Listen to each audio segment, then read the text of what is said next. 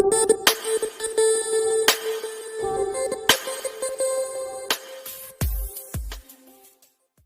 India movement. So in this Quit India movement, we will study about what was this Quit India movement, then what were the Gandhiji's instructions for this Quit India movement, then the how was the public rampage in the Quit India movement, the underground activities, the parallel governments, then extent of mass participation, then study something about Subhash Chandra Bose and Indian National Army.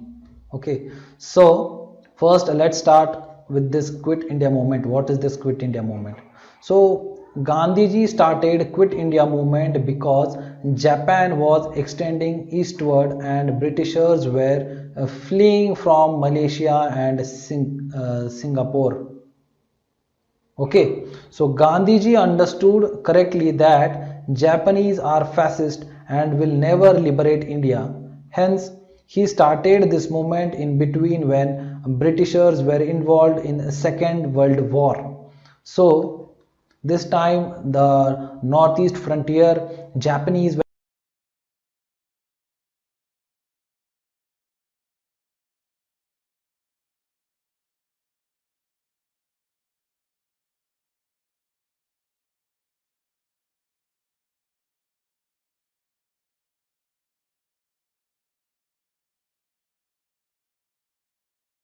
advancing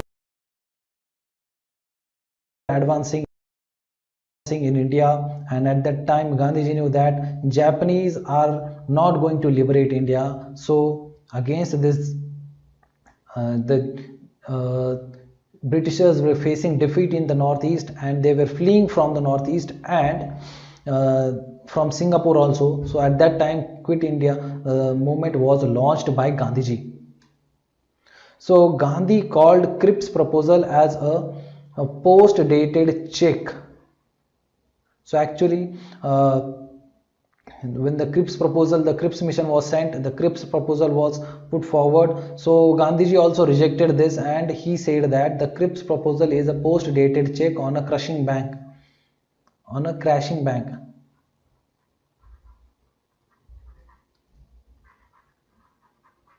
Okay, post-dated check on a crashing bank. So, and in Bombay session of Indian National Congress framed a resolution with the following key provisions.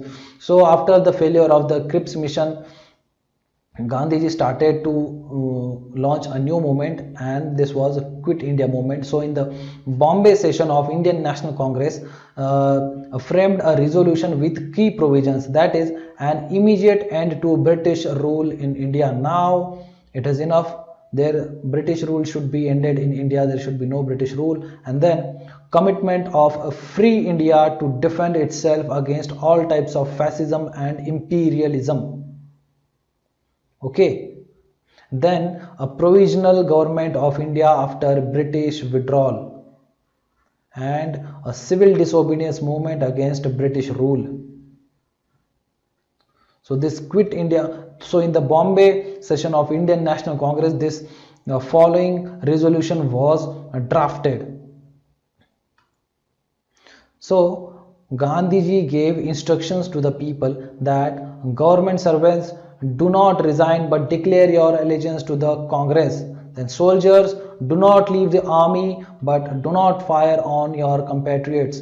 Then students, if confident, leave studies, and if peasants, if zamindars are anti-government, pay mutually agreed rent, and if zamindars are pro-government, don't pay the rent. So these were the instructions of Gandhiji for the Quit India movement. Okay.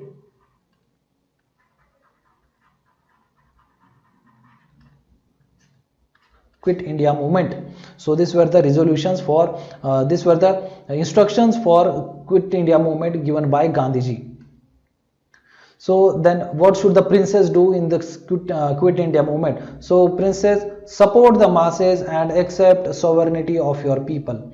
Then princely state people, support the ruler if only if he is anti-government, and declare yourselves to be a part of Indian nation. Then he gave the slogan do or die. We shall either free India or die in the attempt, and we shall not live to see the perpetuation of our slavery. So this was the call given by Gandhiji, that is do or die. Now this is the moment, either we will die or we will see a free India. So the government, however, was in no mood to either negotiate with the Congress or wait for the movement to be formally launched. So therefore, in a single sweep, all the top leaders of the Congress were arrested and taken to unknown destinations. Now when all the Congress leader and Gandhiji and all these were arrested, the public rampage started. So the general public attacked symbols of authority and hoisted national flags forcibly on public buildings.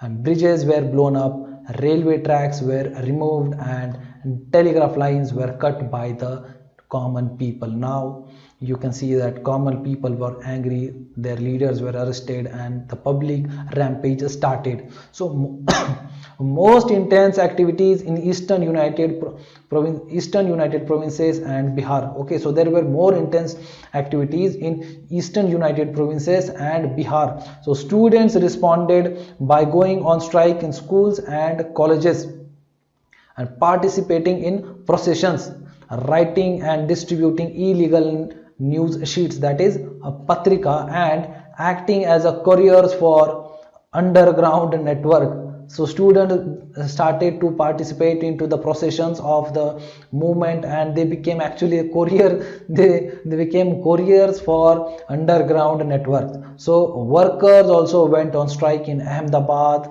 Bombay, Jamshedpur, Ahmednagar, and Pune.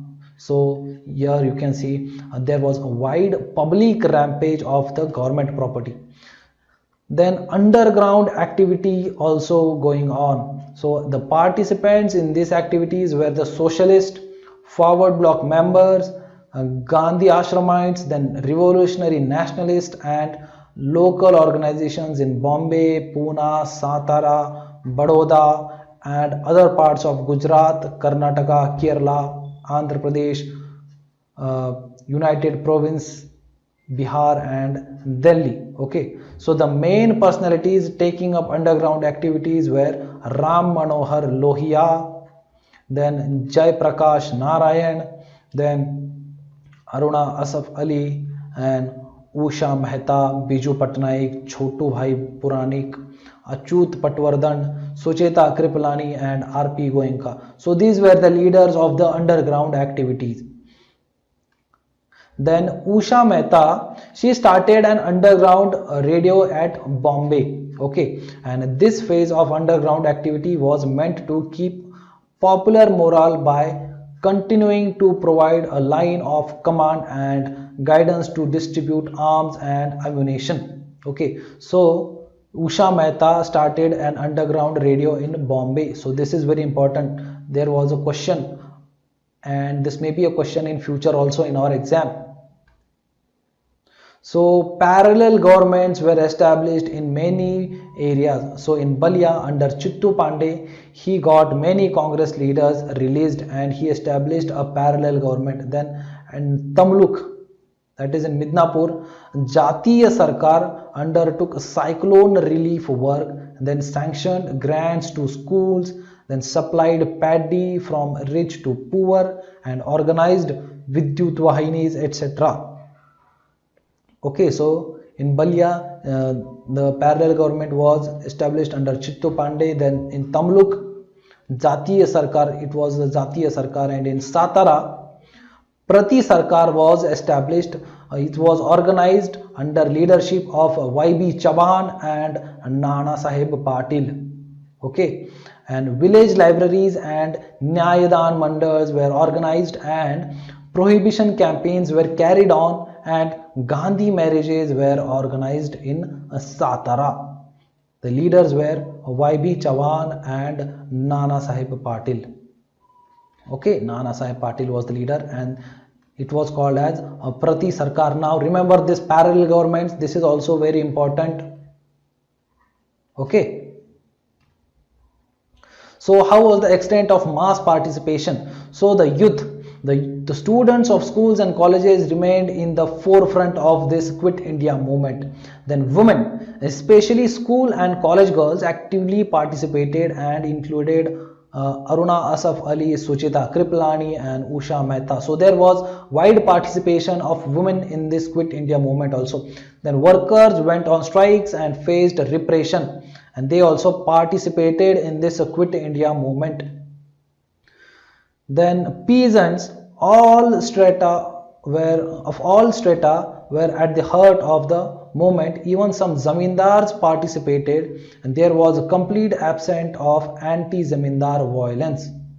And government officials, especially those belonging to lower levels in police and administration, participated, resulting in erosion of government loyalty. Now government officials from lower strata, okay, lower levels, they participated in the Quit India movement, and Muslims helped by giving shelter to underground activities, and there were no communal clashes during the movement. So there was a wide mass participation of the masses into the Quit India movement. Okay, mass protests were going on. Then the communists, they did not join the movement in the wake of Russia being attacked by Nazis. So something different was going on of their own. So they did not join. They were actually relating themselves with Russia. Okay, so they were thinking that now the Nazis have attacked Russia, we will not join into the Quit India movement. We want to support the Britishers because Britishers are fighting against the Nazis, and the Nazis have attacked Russia. And communists, they were taking their inspiration from Russia. Okay, so that's why they did not join the movement, because Russia being attacked by the Nazi Germany, and the communists began to support the British war against Germany, and the imperialist war became the people's war for them. Okay, so the Muslim League opposed the movement, fearing that if the British left India at that time, the minorities would be oppressed by the Hindus. The Hindu Mahasabha boycotted the movement. The princely states showed a low-key response. Okay, so this Muslim League, Hindu Mahasabha, communist, they stayed away from the movement, that is Quit India movement. Then Subhash Chandra Bose. Now we will study something about Subhash Chandra Bose. So popularly he was known as Netaji. He was born on 23 January 1897 at Cuttack. So he passed the Indian Civil Services examination in 1920, but left it on the Gandhiji's call of non-cooperation movement. So when Gandhiji launched this non-cooperation movement, at that time Subhash Chandra Bose, he left the civil services examination. He left the civil services. Okay, actually he passed, but he did not join. So he founded the Independence for India League with Jawaharlal Nehru. Founded Independence for India League with Jawaharlal Nehru. And in 1938, he was elected the president of Indian National Congress at its Haripura session in 1939, and he was elected president of its Tripuri session. At Haripura session, he was elected the president of Indian National Congress at Haripura. Okay, and he was elected president of its Tripuri session also. But he had to resign from Tripuri session due to differences with Gandhiji, and he founded the Forward Bloc in 1939. And in 1914, he escaped to Berlin and met Hitler. So in 1943, he took charge of Indian National Army in Singapore and set up Indian Provisional Government there.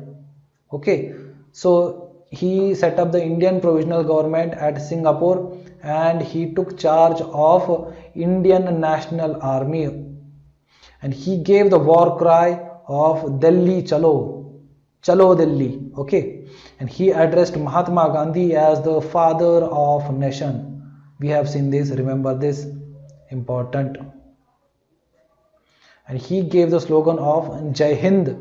He wrote his autobiography, The Indian Struggle. And he supposedly died in the plane crash on 18 August 1945. Okay, he supposedly died in a plane crash on 18th August 1945. Who? Subhash Chandra Bose.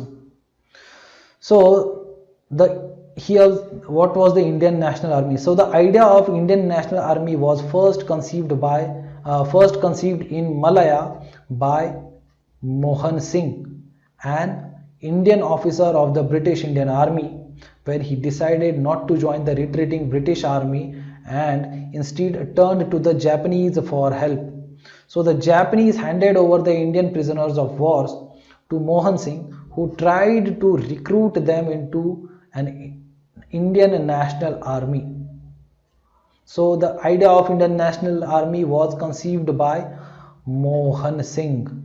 Remember this. A lot of people get confused that the Indian National Army was formed by Subhash Chandra Bose. No, actually it was formed by Mohan Singh. So in 1942, after the fall of Singapore, Mohan Singh further got 45,000 prisoners of war into his sphere of influence, and on 2nd July 1943, Subhash Chandra Bose reached Singapore and gave the rousing war cry of Delhi Chalo, was made the president of Indian Independence League and soon became the supreme commander of the Indian National Army. And here he gave the slogan of Jai Hind. So Jai Hind became the slogan of Indian National Army. So Indian National Army's three brigades were Subhash Brigade, Gandhi Brigade and Nehru Brigade. Okay, so the women's wing of the army was named after Rani Lakshmi Bai. So there were three brigades: Subhash Brigade, Gandhi Brigade and Nehru Brigade, and the women's wing of the army was named after Rani Lakshmi Bai. So INA marched towards Imphal after registering its victory over Kohima, but after Japan's surrender in 1945, INA failed in its efforts.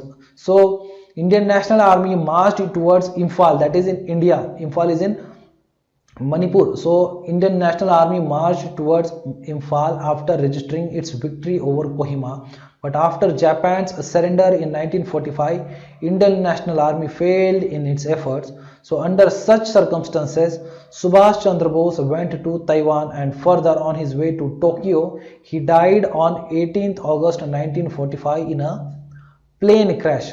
So the trial of the soldiers of Indian National Army was held at Red Fort in Delhi, and Pandit Jawaharlal Nehru, Bhulabhai Desai, Kailash Nath Kadju, Asaf Ali and Tej Bahadur Sapru fought the case on behalf of these soldiers of Indian National Army. So the trials were conducted of these captured soldiers from the Indian National Army, and the trials were going on in the Red Fort. So from the side of the captured soldiers, the Pandit Jawaharlal Nehru, Bhulabhai Desai, Kailash Nath Kadju, they actually advocated from the sides of the